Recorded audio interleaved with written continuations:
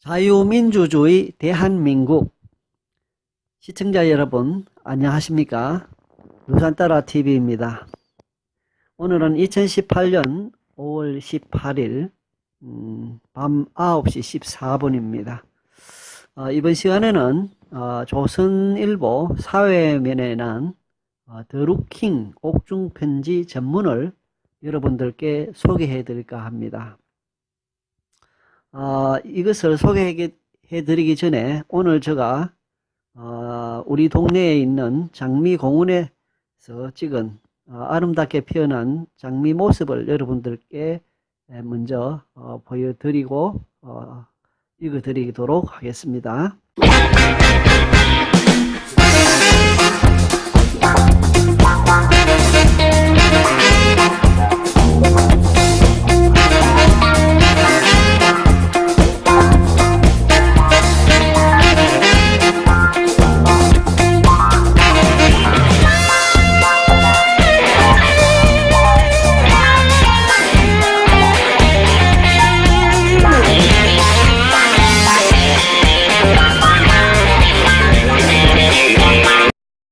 예, 여러분 장미 구경 잘 하셨습니까?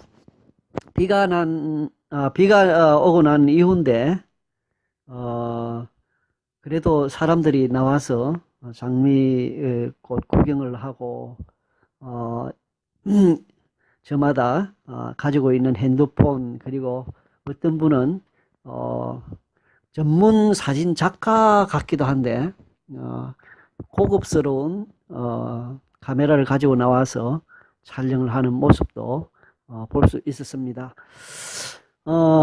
우리나라가 위태위태한데 그럼에도 불구하고 이 자연은 너무나 자연스럽게 꽃이 필 때 꽃이 피고 자랄 때 자라고 하는 그 모습을 이렇게 보면서 어찌 그리 너는 무심하냐 하는 생각도 들고, 또 한편으로 우리 인간 사회와 상관없이 자기 할 일을 차근차근 해 나가는 아름다운 그 자연의 그 성실함이라 할까요? 그것을 보면서 무언가를 느끼게 해주는 그것을 볼 수 있었습니다. 드루킹 옥중편지 전문 김은정 기자, 2018년 5월 18일 5시 되어 있습니다. 수정은 오전 10시 35분에 되었네요. 그러니까 새벽 5시에 입력을 하고, 그 다음에 오전 10시 35분에 다시 수정을 했습니다. 이 기사 이 편지 전문을 우리 함께 살펴보도록 하겠습니다.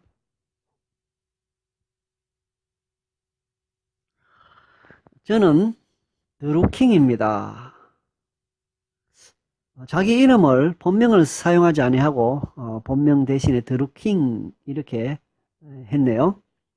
이제 본명보다 드루킹이라는 이 말이 더 유명해진 것 같습니다. 저는 지금 서울구치소의 독방에 수감되어 있고 가족과의 접견과 서신 교환조차 허용되지 않는 상태입니다. 오로지 변호인만이 저를 만날 수 있으나 이 공판이 한두 차례 마무리되면 현재의 변호인도 저를 떠나게 될 것입니다. 이 사건이 세상에 알려진 4월 13일 이후 검찰과 경찰 그리고 정권의 압력에 의하여 제 변호인들은 피의자가 될 처지가 되거나 자진해서 떠나거나 세무조사를 받는 등으로 고립되어 지금의 저는 아무도 변호인을 맡아 주겠다는 사람이 없는 처지입니다. 야, 이것이 사실이라면 변호사도 못 세우게 하고 압력을 넣어서 잔인하다 하는 생각이 듭니다. 저는 사건이 보도된 초기부터 지금까지 함구하여 왔으나 18일 특검이 결정되면 사실상 검찰의 조사와 법원의 재판은 특검이 제대로 활동하기 전인 6월 말 이전에 모두 마무리되고 특검이 시작되더라도 진실은 모두 덮일 것이 명백해졌기 때문에 살아있는 정권의 실질적 이인자에 떠드는 것이 감옥 안에 있는 처지에서 얼마나 무모한 것인지 잘 알면서도 언론에 사실을 전달하고자 합니다. 이 편지 이후로 더 이상 저는 바깥 세상에 말을 할 수 없는 처지가 될지도 모릅니다.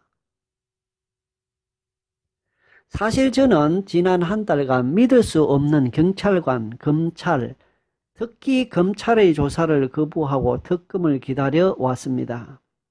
그러나 이제 어제 언론을 통해서 보도된 여야 합의의 특검 내용과 최근 며칠 사이 저를 둘러싼 검찰의 태도 변화는 특검은 무용지물이며 검찰에서는 아무것도 밝혀낼 수 없을 뿐만 아니라 사건을 축소하고 모든 죄를 저와 경공모에 뒤집어 씌워 종결하려 한다는 느낌을 강하게 받게 하였습니다. 이에 저는 제 목숨을 걸고 진실을 말하고자 합니다. 네. 이런 상황에서 하는 말들은 진실이 아닐까 이렇게 생각합니다.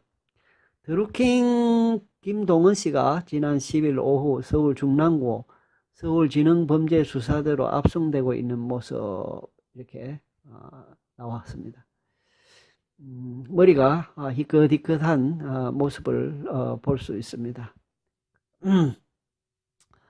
저와 경공모에 대하여 이미 제가 구속되고 사건이 보도된 직후 김경수 의원의 언론 발표대로 제가 오사카 총영사 등 자리를 탐하여 인사청탁을 하고 그것이 여의치 않아지자 협박을 하고 난동을 부린 미치광이이자 광편으로 규정되었으며 여론은 여당의 배신자이자 야당의 적으로 저를 몰아갔습니다.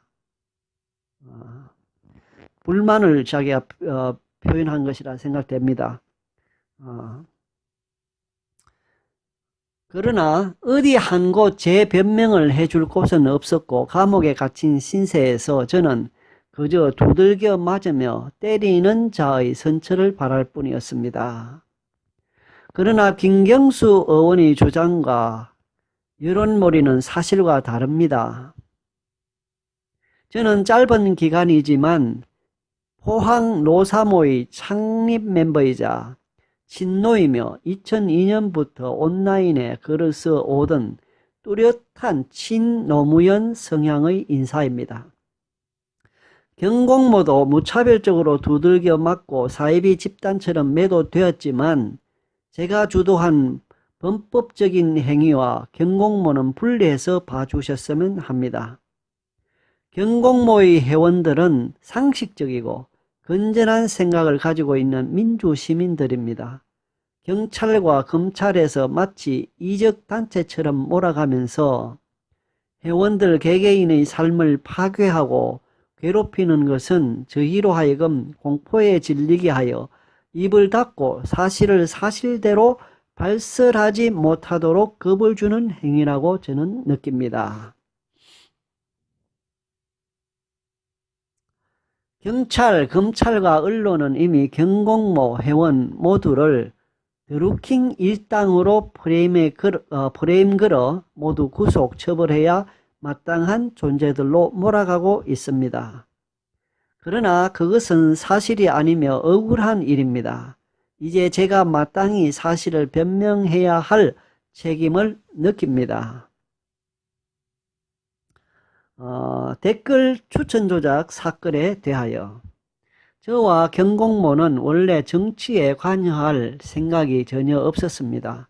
그래서 2012년 대선 때는 저나 회원 누구라도 어떠한 정당 정치 활동을 한 바가 없습니다. 이것은 사실입니다. 2016년 9월부터 저희가 갑자기 선풀 운동을 펼치게 된 데는 사연이 있습니다.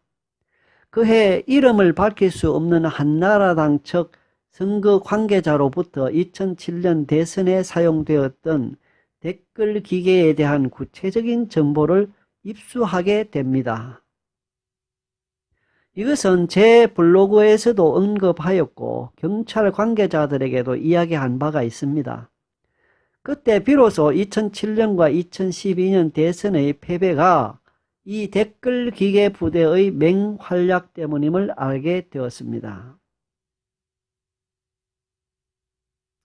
그래서 2016년 9월 김경수 의원이 파주의 제 사무실로 저를 찾아왔을 때 앞에서 2007년과 2012년 대선의 패배가 이 댓글 기계 부대의 맹활약 때문이라 이렇게 인식하고 있네요.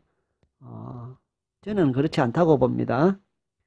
김대중, 노무현 두 대통령 시기를 지나면서 공산화의 작용화, 공산화의 두려움을 느낀 사람들이 정신을 바짝 차리고 선거에 임함으로 인하여서 보수 정권을 만들어냈다고 저는 생각합니다.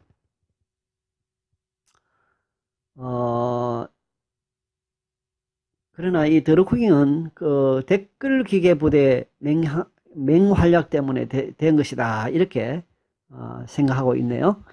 그래서 2016년 9월 김경수 의원이 파주의 제 사무실로 저를 찾아왔을 때 상대 측의 이 댓글 기계에 대하여 이야기를 하고 2016년 10월에는 저들의 댓글 기계에 대항하여 매크로 프로그램을 만들 것을 결정하고 김경수 의원에게 일명 킹크랩을 브리핑하고 프로토타입이 작동되는 모바일 형태의 매크로를 제 사무실에서 직접 보여주게 됩니다. 네.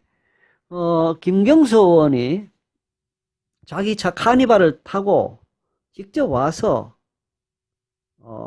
됐다는 이야기가 이제 나옵니다. 김경수 의원은 그때 차를 타고 말이죠. 카니발을 타고 제 사무실에 와서 2층의 강의장에서 제 브리핑을 받은 후 모바일 매크로가 작동되는 것도 직접 확인하였습니다. 김경수 의원은 처음 그 기자들 앞에서 한 기자회견이라 할까요? 그 한 내용하고 그 다음 또 밝혀지는 내용들하고 많이 틀리죠. 자, 계속해서 틀립니다. 이 김경수 의원의 이야기를 곧이곧대로 받아들이기가 힘든 면이 있습니다. 그때 제가 이것을 하지 않으면 다음 대선에서도 또 질 것입니다. 모든 책임은 제가 지고 문제가 생기면 감옥에 가겠습니다. 다만 의원님의 허락이나 적어도 동의가 없다면 저희도 이것을 할 수는 없습니다. 그러니 고개를 끄덕여서라도 허락해 주십시오라고 말했고 김경수 의원이 고개를 끄덕여 저는 그럼 진행하겠습니다라고 말하였습니다. 김 의원은 프로토타입의 기계를 보여준 데 대하여 뭘 이런 걸 보여주고 그러냐, 그냥 알아서 하지라고 말하였고 저는 문을 나서는 김 의원에게 그럼 못 보신 걸로 하겠습니다 라고 말하였습니다. 김경수 의원은 아마 우리의 첫 만남부터가 극히 위험 요소를 가지고 있다고 판단했기 때문인지 친밀한 관계임에도 흔적만은 남기지 않으려고 애썼습니다. 예, 아무리 그래도 감추려고 해도 다 드러나게 되어 있는 것입니다. 예. 이렇게 상세하게 우리가 이것을 이렇게 보게 될 줄이야 누가 알았겠습니까? 저는 빌 클린턴의 회고록을 읽으면서 클린턴 회고록이 아니라 클린턴과 함께 관계했던 모니카입니까? 그의 회고록을 제가 읽었는데 빌 클린턴 그 미국 백악관 그 깊숙한 곳의 모습을 이렇게 접하면서 저는 야, 이 깊숙한 그 누구도 알지 못할 것 같은 이 비밀스러운 것들이 만천하에 드러나서 알려지게 되었다는 사실을 이렇게 보면서 야, 숨길 것이 없다. 숨겨질 것이 없다. 다 드러나는 것이다 하는 생각을 한 적이 있습니다. 이것도 마찬가지로 흔적도 남기지 않으려고 애썼지만은 그러나 이렇게 만천하에 드러나서 온 국민이 읽을 수 있도록 이렇게 밝혀지고 있습니다. 김 의원은 대선 직후 경공모임, 정기모임 초대에도 응하지 않았으며 설이나 추석에 정치인들이 흔히 찍어서 전달해주는 인사말 동영상도 경공모에는 인색했습니다. 돌이켜보면 김경수 의원은 처음부터 전하 경공모를 철저히 이용하려는 생각이었고 문제가 생기면 발을 빼려고 몹시 조심했다는 생각이 듭니다. 그러나 2016년 10월의 방문 시 그가 확인했던 킹크랩은 현재 구속되어 있는 여러 명이 그 장면을 목격하였으므로 발뺌하기는 어려울 것입니다. 저와 경공모는 문재인 후보가 지지율 17%일 때부터 민주정권으로의 교체를 위하여 돕기로 결성하였고 사심 없이 아무런 대가 없이 도왔습니다. 2016년 9월 선펄운동을 결정하고 2016년 10월 송민순 회고록 사건이 터졌을 때 모든 회원들이 밤잠을 못 자고 10여일을 손으로 댓글과 추천을 달아 사태를 막았습니다. 이 송민순 회고록 우리가 이거 다시 한번 덧쳐내야 되겠다 하는 생각이 드네요. 이것을 보면서 좌파들 공산주의자들 말입니다. 공산주의자들은 거짓말도 수없이 반복하면은 진실이 된다고 믿고 하는데 우리는 진실된 사실도 한두 번 이야기하고 말아치우고 그냥 지나가는 그런 우리가 아닌가. 너무 허술한 모습을 우리가 가지고 있지 않는가 하는 이런 생각이 들기도 합니다. 송민순 회고록 다시 한번 들춰볼 수 있기를 바랍니다. 그러나 매일 밤을 새울 수는 없는 노릇이었습니다. 그래서 매크로의 제작에 들어갔고 김경수 의원에게 보고하고 개발이 진행되었으며 이때부터 매일같이 손으로 작업한 기사들의 목록을 김 의원에게 텔레그램 비밀방으로 일일 보고하였고 김 의원은 매일 적어도 저녁 11시에는 확인했습니다. 이렇게 보고하고 확인하는 관계를 통해서 저는 김 의원과 이 일에 대해서 신뢰를 가지고 함께하고 있다고 생각했으며 김 의원은 보고된 기사의 댓글이 선펄이 베스트로 되어 있지 않으면 꼼꼼하게 왜 그런지 이유를 되물어 오기도 하였습니다. 김경수 의원과 이 드루킹과 경공모 정말 밀접하네요. 이 내용대로라면 그냥 뭐 한 몇 번 만난 그런 정도의 사이가 아니라 함께 이렇게 일을 하는 모습이라 할까요? 이런 정도인데 손 딱 잡아떼고 입 싹 닦아버리면 안 되겠죠. 인간의 도리가 아니라고 생각이 듭니다. 자연스럽게 대선으로 이어졌으면 그럼에도 불구하고 그 당시에 매크로 성능도 낮았고 위에서 다시 읽어야 되겠습니다. 최순실 사건과 대통령 탄핵 사건을 거치면서 우리의 관계는 자연스럽게 대선으로 이어졌으며 그럼에도 불구하고 그 당시에는 매크로의 성능도 낮았고 기사의 작업 수도 떨어졌기 때문에 손으로 하는 기사 작업이 더 많아졌을 때였습니다. 그렇기에 김 의원도 매크로에 대해서 비중을 두기보다는 손으로 하는 선펄운동과 경선, 대선에서의 오프라인 참여에 많은 관심을 보였습니다. 경선, 대선 참여와 인사 추천 문제. 경공모는 대선 경선에서 300 내지 500명씩 5군데 순회 경선 현장에 각자 자비를 들여서 참가했고, 자비로 참가하는 데 대해서 경선 관계자, 더민주들도 신기하게 생각했을 정도였습니다. 경공모는 성숙한 시민의식으로 자비 출연하여 지방 경선장에 참여하여 문재인 후보를 지지하였고 어떤 금전적 보상을 받은 적이 없습니다. 경선이 끝나고 대선 때는 중앙선대위가 만들어지는데 경선, 대선에서 도와준 사람들에게 차후 논공행상이 이루어지는 공식적인 자리입니다.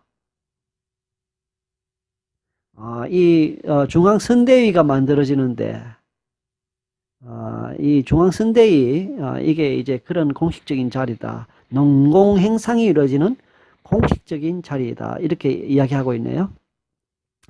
저희는 경선에서 무척 애썼기 때문에 김경수 의원에게 2월 초 2명의 이력서를 전달하고 중앙선대위에 포함시켜 주기를 부탁하였습니다. 그러니까 농공행상이 있는 곳이니까 중앙선대위가 그곳에 사람을 집어넣으면 나중에 이제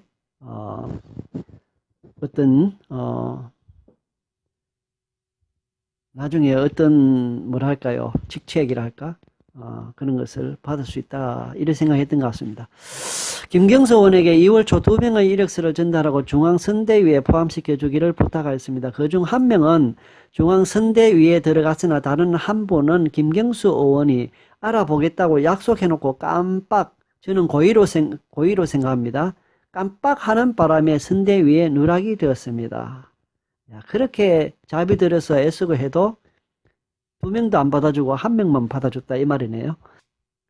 그래도 선대위 누락에 일본 대사 추천을 거절한 것이 마음에 걸렸는지 자신이 2017년 2월경 나처럼 생각하고 이야기하라면서 소개해준 한주형 보좌관을 통해서 특 1급 자리에 추천해 줄 수 있는지 알아봐 주겠다고 전해왔습니다.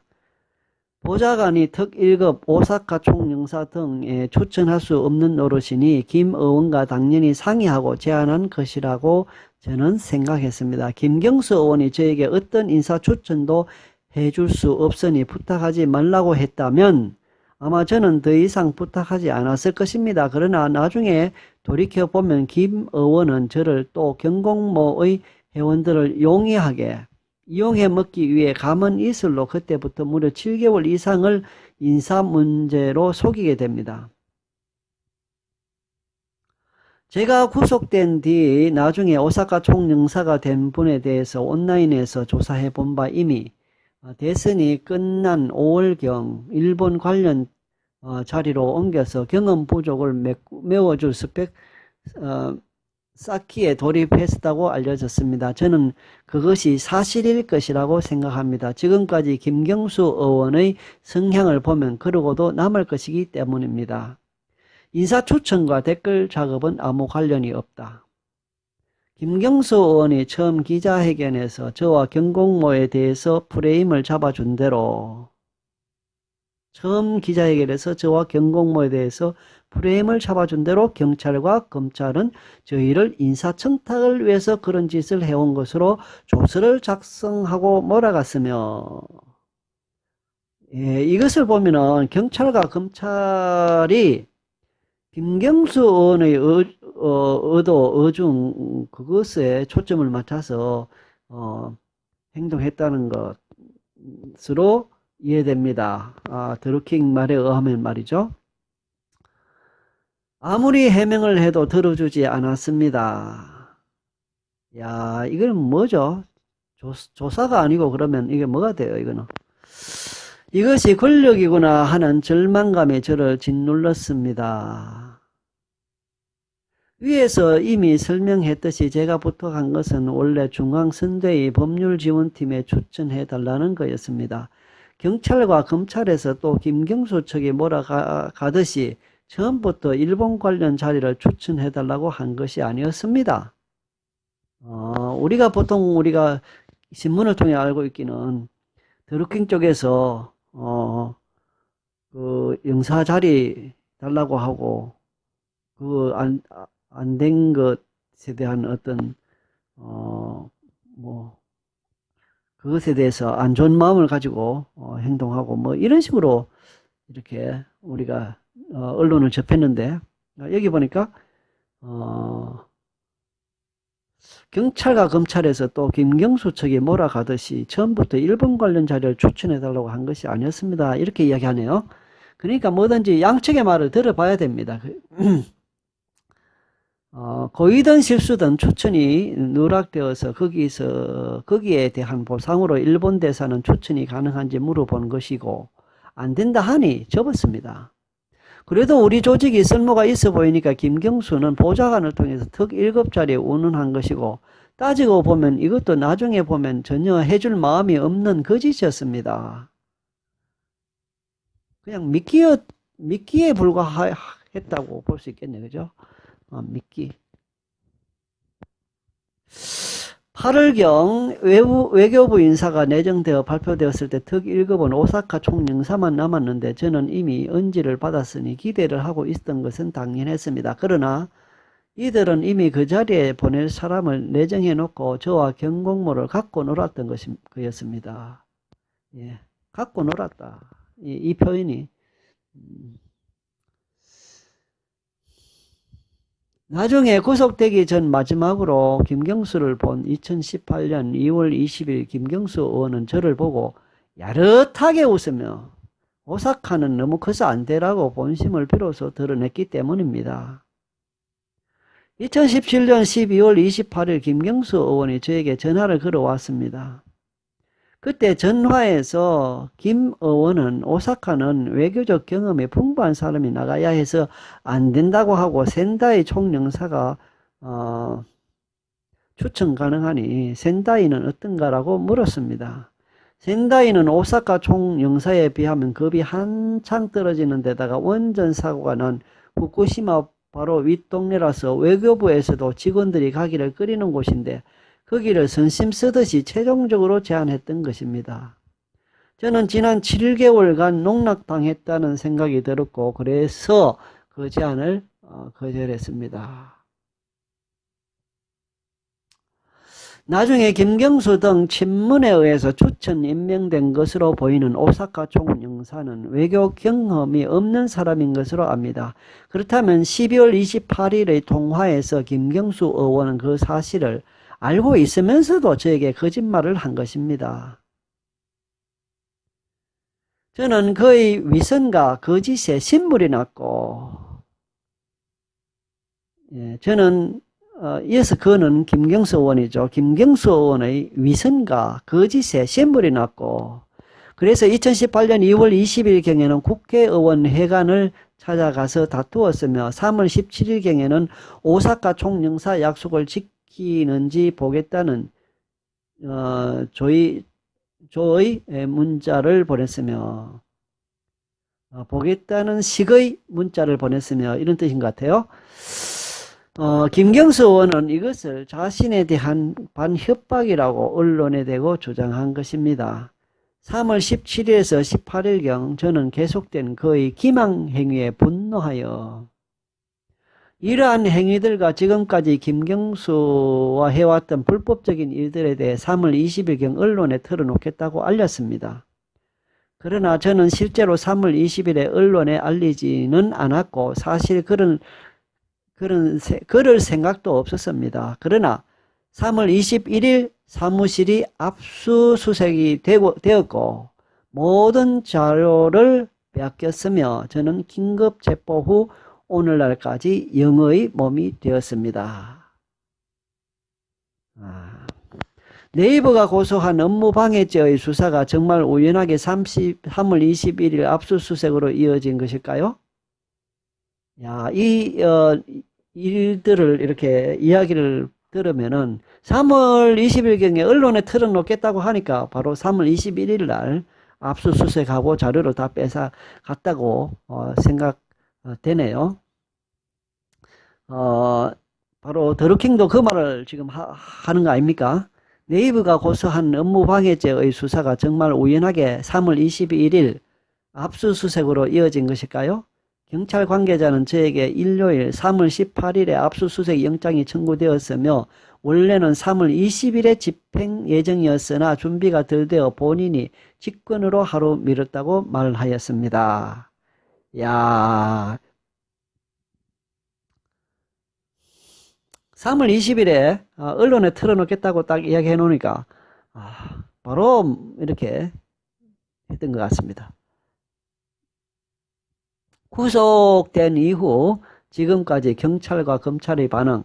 경찰은 비교적 열심히 수사하였으나 검찰에 왔을 때는 사건이 매우 축소되는 느낌을 받았고, 이에 관련해서는 제가 아직도 경찰, 검찰 조사 중이니 언급이 두렵습니다.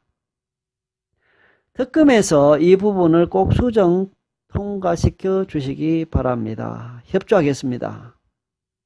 검찰은 4월 30일경에는 기조가 바뀌었다면서 당장이라도 김경수 의원을 수사하고 잡아들일 것처럼 하다가 5월 14일에는 그럴 의지가 있느냐는 질문에 검찰은 답변하지 않았으며 다른 피고인의 조사 시 모르는 검사가 들어와 김경수와 관련된 진술은 빼라고 지시했다고 들었습니다.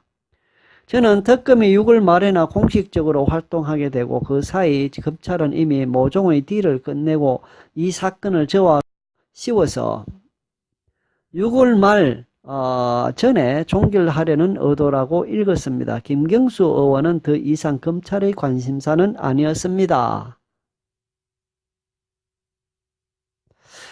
그러나 특검이 출범한들 업무방해죄 재판이 끝난 뒤라면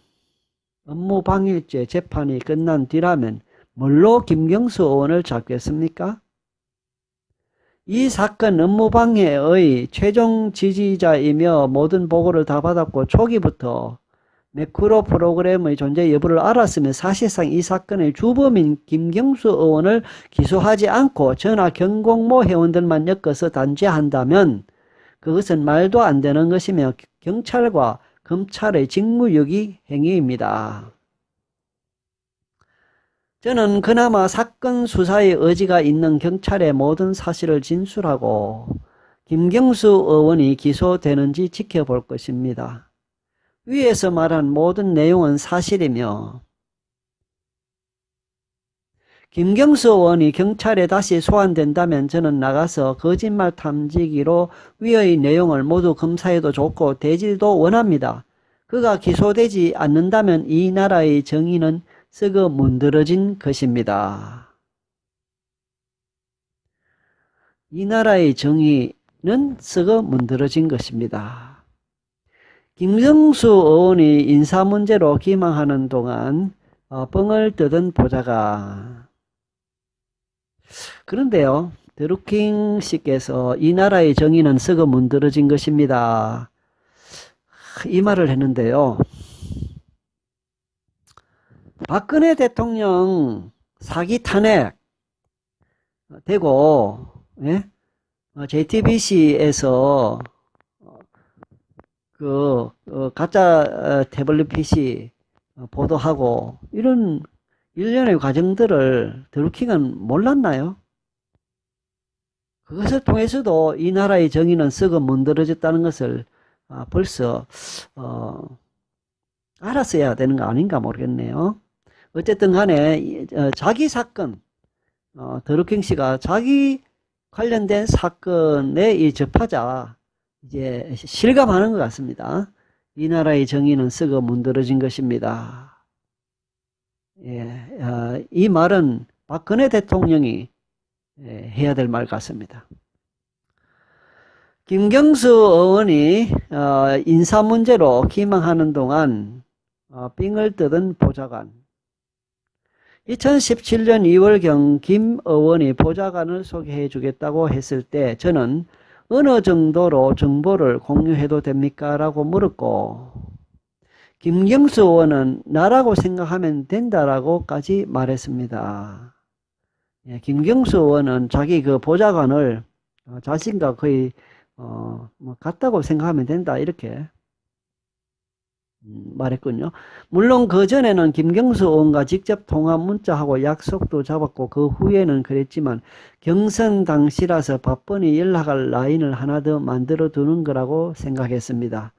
대선 이후 김경수 의원이 일본 대사니 오사카 총영사니 센다이 총영사니 하면서 저를 기망할 때 한 모 보좌관은 김경수 의원이 저에게 어떤 자리도 줄 생각이 없다는 것을 잘 알면서도 오사카 총영사 내정자는 이미 5월에 정해졌다고 봅니다.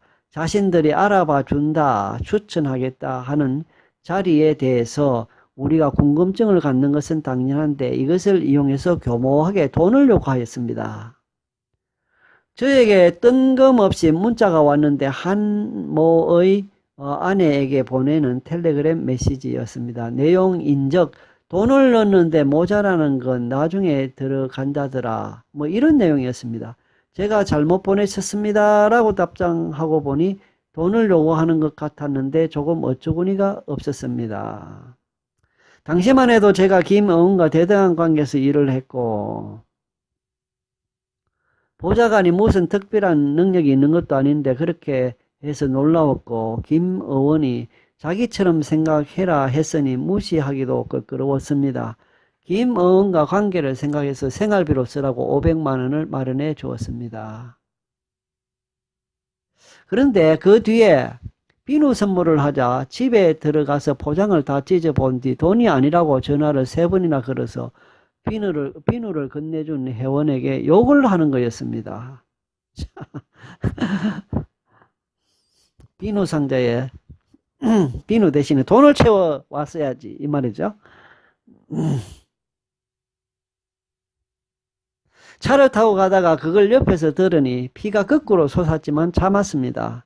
그 뒤에도 2017년 11월경 곱창집에서 식사를 하다가 본인이 곧 청와대에 들어간다며 청와대에서 빨대 역할을 해주겠다며 돈을 요구하는 뉘앙스로 말해서 제가 청와대에서 알고 싶은 정보가 없다며 거절했습니다. 이 모든 것이 김경수 의원이 인사 문제로 저희를 기망하는 와중에 보좌관까지 나서서 빙을 뜯거나 뜯으려 한 사건의 전말입니다. 저는 다른 회원 파로스 승원에게 한 모에게 더는 돈을 주지 말라고 했습니다. 생활비 쓰라고 넓은 마음에 줬더니 본인은 그걸 가을 관계로 착각하고 뭘 요구하는 것 같아서 문제가 생기겠다고 느꼈기 때문입니다. 이 모든 본말을 호도하고 경찰은 이 500만 원 제공권을 뇌물죄, 정치자금법 위반으로까지 무리하게 엮어 저를 집어넣으려고 합니다. 한 모가 피해자라는 겁니다. 어떻게 김경수 의원과 보좌관이 평소 행동처럼 지금도 저렇게 뻔뻔스럽게 피해자 코스프레를 하는지 저는 기가 막힐 노릇입니다. 댓글을 작성 추천하고 또 매크로를 써서 무리를 일으킨 점 깊이 반성합니다. 그러나 10년의 어둠 속에서 수단과 방법을 가리지 않고 이겨서 민주정권을 되찾고 싶었습니다. 이명박 박근혜 대통령 시절을 10년의 어둠 속에서 이렇게 표현했네요. 10년의 어둠 속에서 수단과 방법을 가리지 않고 이겨서 민주정권을 되찾고 싶었습니다. 책임을 회피하지 않고 모든 법적 책임을 지겠습니다.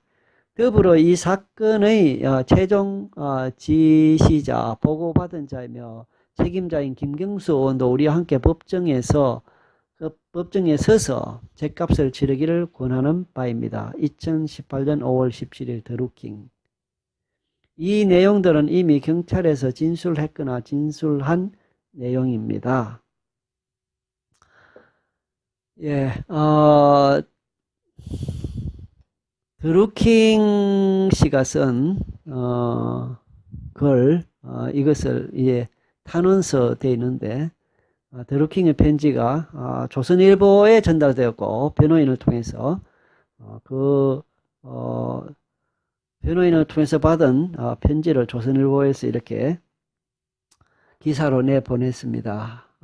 보냈는데 그것을 우리가 이렇게 함께 살펴보았습니다. 여러분들 궁금하신 분들은 직접 조선일보에서 찾아보시기 바랍니다.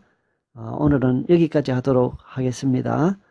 시청해 주신 여러분들께 감사드립니다. 안녕히 계십시오.